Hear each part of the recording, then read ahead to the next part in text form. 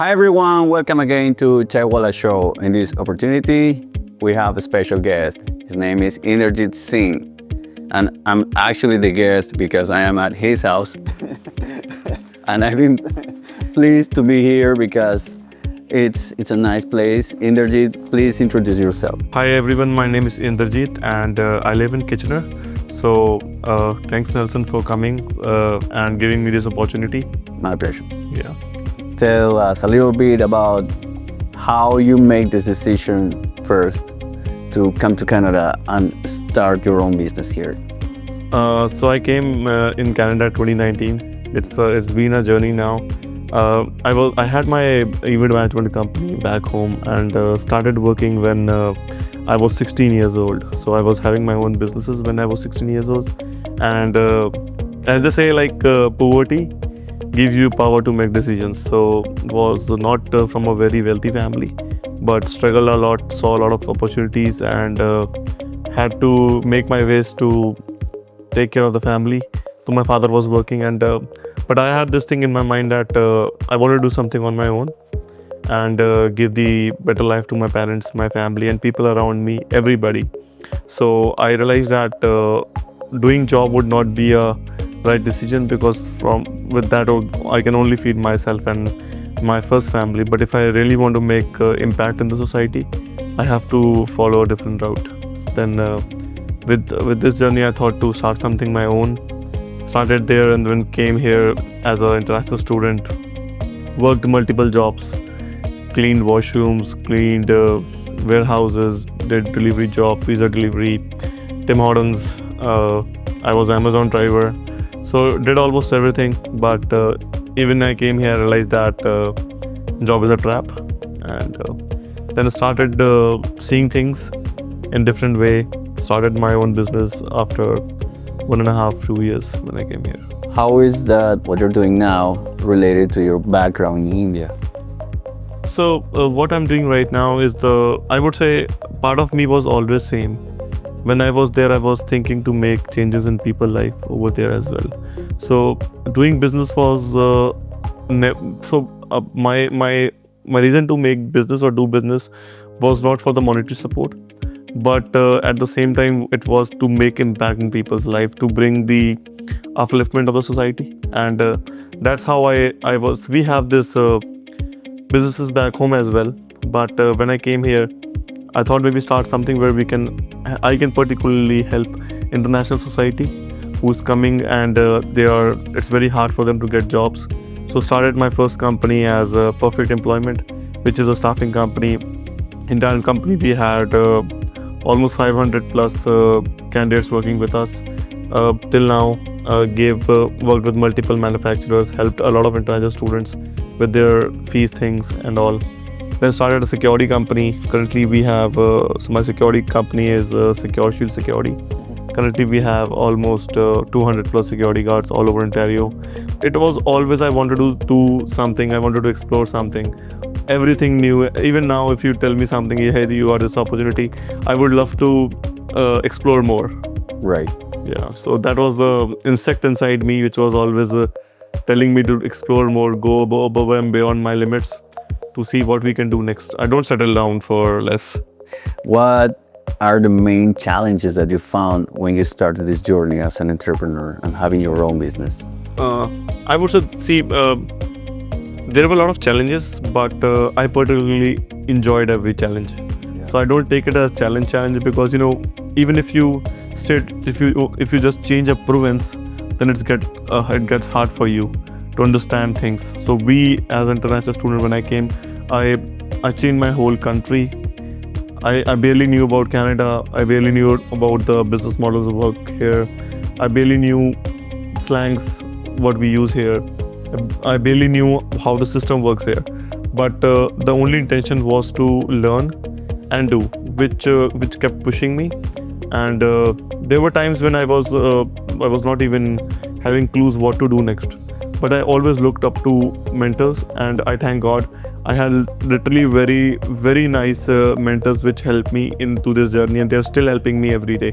So as they say that what you are is the average of 5 people you surround with. I have a very good peer group which help me in growing every day. Even now, if I have any issues with business or something is going wrong, I call them and say, hey, I need your help. Can you give me an advice? They'll even give me advice 2 a.m. in the night. You also had this employment service. Yeah. What was the purpose of it? When I started this company, my purpose was that I will, if an international student comes here, I'll tell them how to make a resume, how to talk to the company when they go, because most of the employment agencies, they only hire people who have experiences, but nobody tells them how to behave there or how to give their interview. Even they are freshers and they're confident enough that they can do the stuff, they don't get chances. But then we started this company and we thought that we'll make their resumes, we'll help them in giving interviews, we'll give them all the resources what they need, and we can bring the best workforce into the Canadian economy. That's what we did. We were working with Toyota before, and I currently we're working with I think 35 plus companies with 120 candidates right now who are working with us. I don't say that they're working for us. I say they work with us, because if they are working, then we are working, and they keep me pushing. Your objective is very valuable. I mean, mostly for people that are actually newcomers, right? Yeah. They have no idea how to start on a new country. There were times when I came as a student and I didn't have home. I had to sleep on streets. There was a time when our landlord took us out from the home. I never had homes, but I had these good friends. They kept me in their basement, and I still remember those days, how I came, right? Whatever I have right now, it was a part of a journey. And I see, whenever I see an international student or anybody, any first generation immigrant here, I have the same pain, because I have been through the same thing. So I always tell everybody who came here, it's just part of the process. Trust yourself, and if you trust yourself, I'm sure everybody can do it. I'm just an ordinary person. I have no skills, nothing. I'm just trying now. But there are so many people with a lot of skills and they think that they cannot do it. I would say it's a big no, they can do it. What is the part on this process of building a business that you enjoy the most?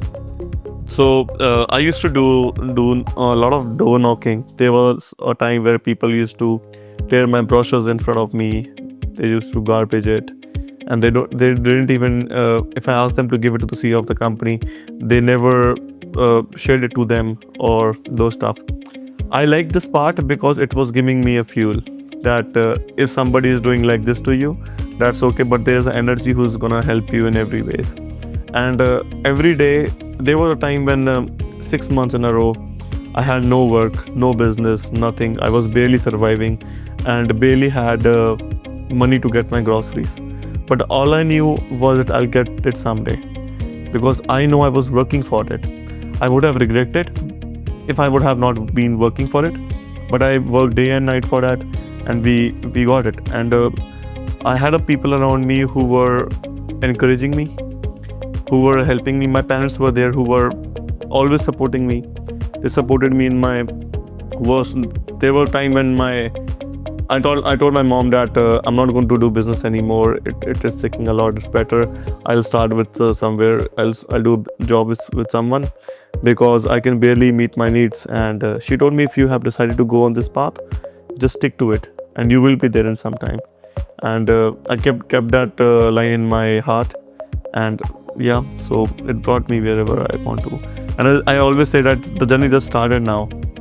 Where I want to go, it is just started.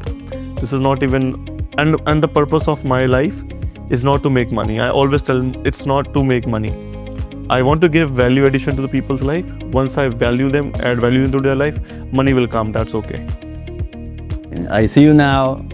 I wouldn't imagine, but yeah, I'm also passing through some issues, but not as you, man. And I think this is not just me. This is for thousands of people who came like me. Exactly. Everybody who came international students, if they came as international students, they came as refugees, they came on work permit, or they came on any visa in Canada, and they are first generation immigrants. I have literally a lot of respect, and I salute all of them, because every day for them is a battle. Mm-hmm. Every day they're battling in their life, whether it's for job, whether it's for grocery, whether it's to make connections, or whether it's to find love around. well, it's hard for us because we were not born here. Right. We came here without our families, without our parents' money, without connections, or without our cousins or our family who were supporting us. But if you see somebody who just living by themselves alone, nobody's around them, and they're fighting and they're making it to a level, then they all should be respected and they all should be saluted, right? Right.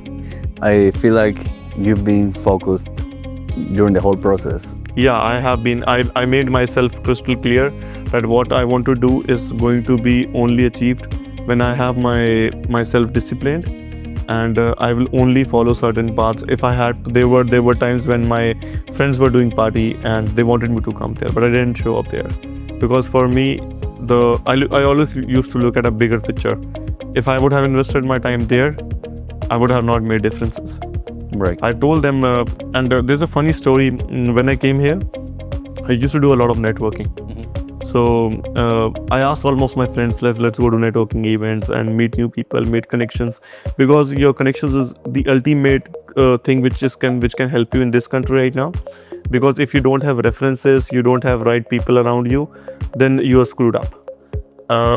Because see, back home, our parents guide us, our people around us, our society guide us because they saw us growing. But when we are mature enough, 20, 25 years old, people around you will not bother about you. Especially in Western countries, people just live them by themselves, and all they want is take care of themselves. So I always told people around me to make good networks, good mentors. I still have a lot of friend circle, but I have divided my friend circle. Hey, this friend circle is just for party. This friend circle is for mentorship. This circle is for business. This circle is for something else. I don't mix all of them. No. Because if you have a pain in your stomach and you go to a lawyer, then you're going to a wrong person. You need to go to see a doctor. That's what I realized, that if my friends who are doing party, they don't even know what do in their life because they're just doing party. That's all. Good decision. It's very wise of you that you already have it separated. Yeah. It's actually also a trap.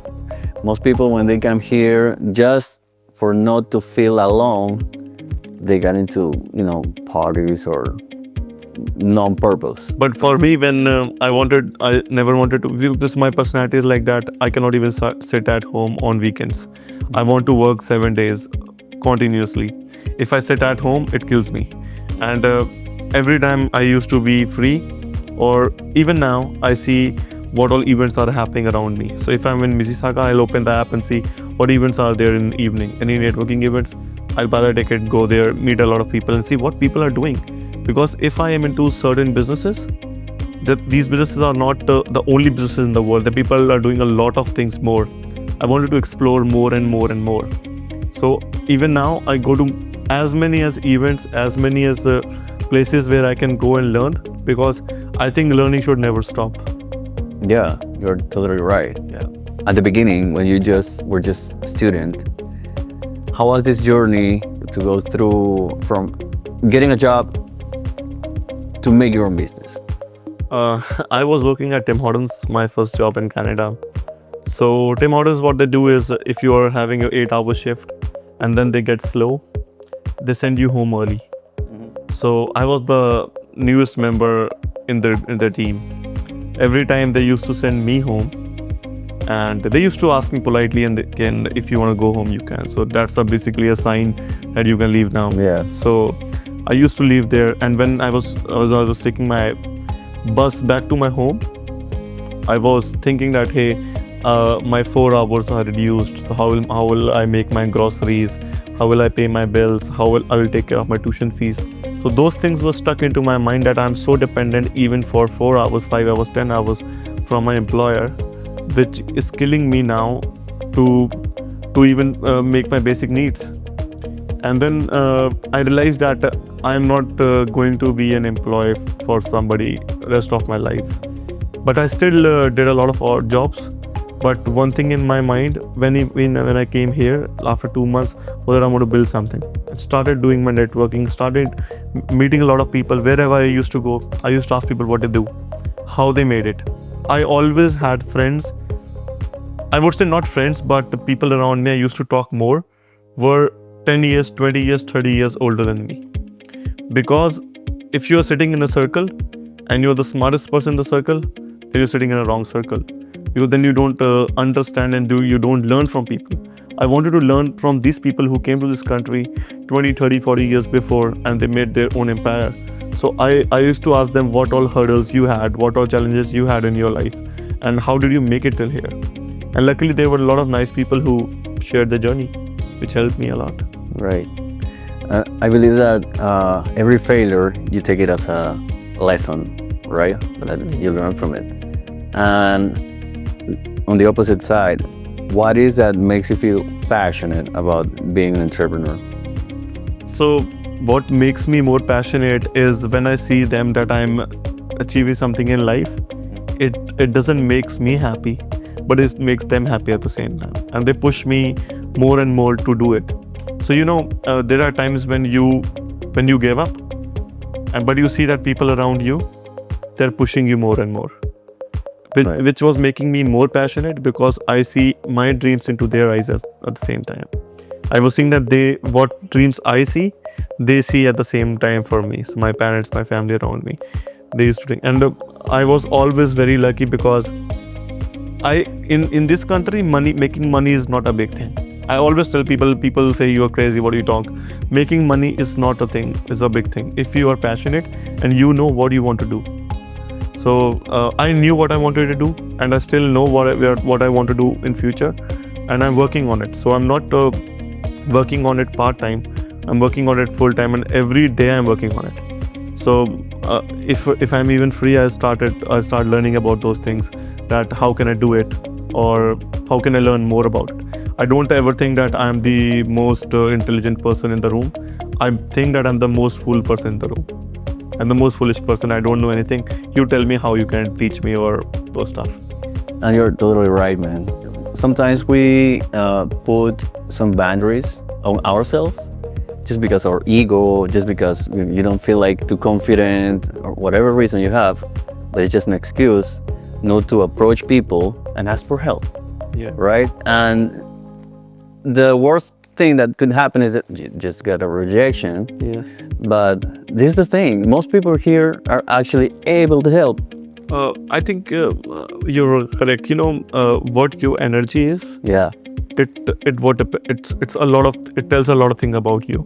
So the type of aura you carry, if I have this mindset that hey, I'll go to Nelson and Nelson will help me, so that energy will transfer and go to you.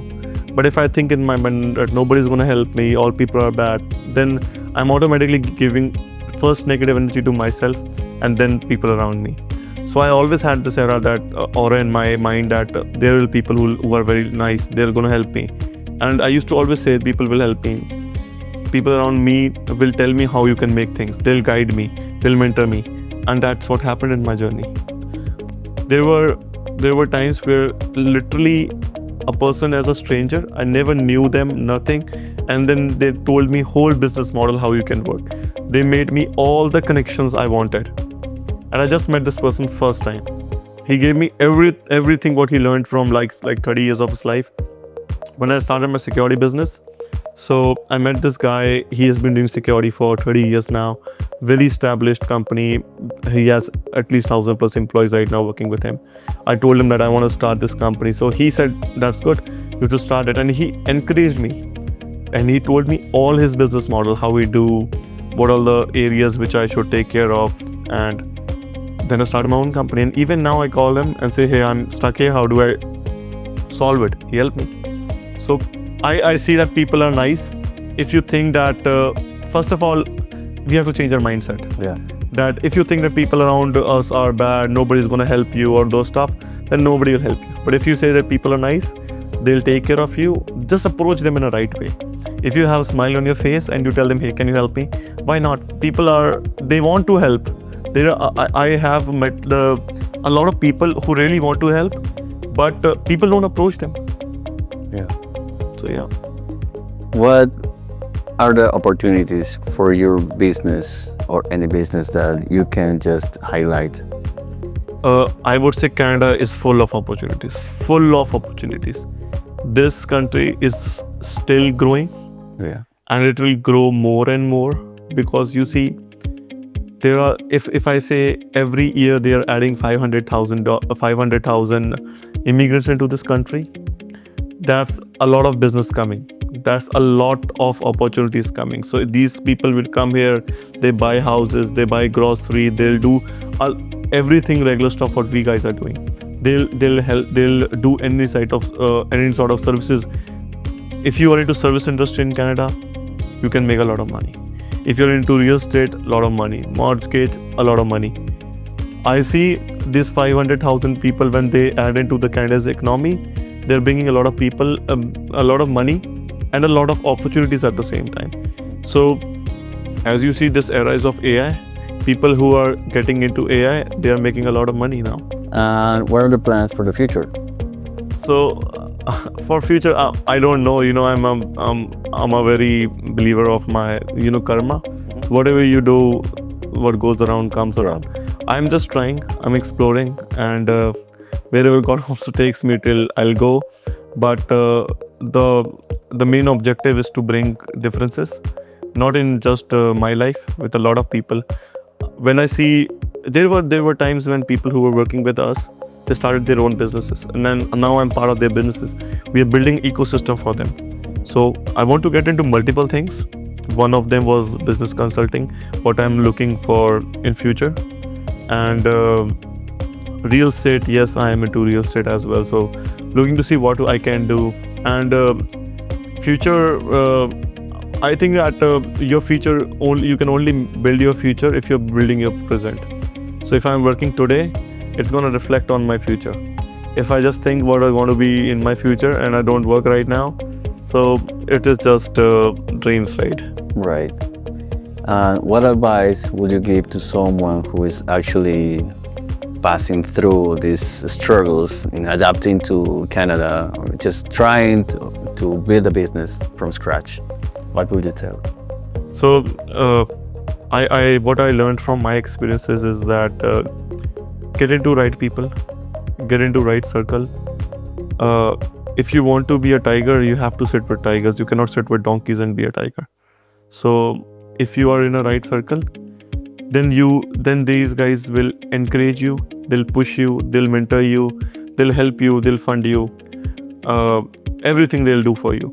But if you are not in a right circle, so you will ultimately lose. So one of the advice is that be in a right circle. If you want to be a businessman, surround yourself with entrepreneurs. Surround yourself with business people who are already doing it. Surround yourself with hustlers who are hustling in their life, not with the lazy people who are just sitting into their basements and playing video games. So this country is not for people who want to play video games, who want to see movies. This country is for hustlers. If you hustle, I can show you number of people around me, number of examples. I follow these people. They started from scratch and they made billion-dollar companies. They are just a irregular immigrant like you and me, first generation immigrant. Second thing, I would like to tell them that this journey, it's a process. Businesses are like babies. They will cry, they'll laugh, they will wake up in the middle of the night, and they will give you trouble. But when they grow up, they're going to take care of you. They're going to love you. So that's what I tell everybody. Businesses are like babies. Give them your time. You cannot do business part-time and you think that today I made money. Suppose there are people I know, my friend circle, they were doing businesses.